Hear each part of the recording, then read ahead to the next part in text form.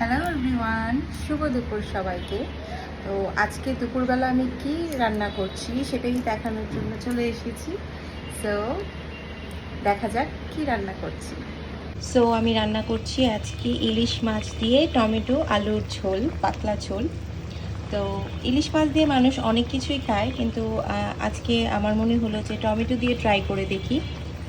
যেহেতু টমেটোর তরকারি এমনিতেই আসলে আমাদের ফ্যামিলিতে সবাই পছন্দ করে, তো আজকে ইলিশ মাছ দিয়ে ট্রাই করলাম, দেখা যাক কেমন হয়। সো আমার রান্না অলমোস্ট ডান।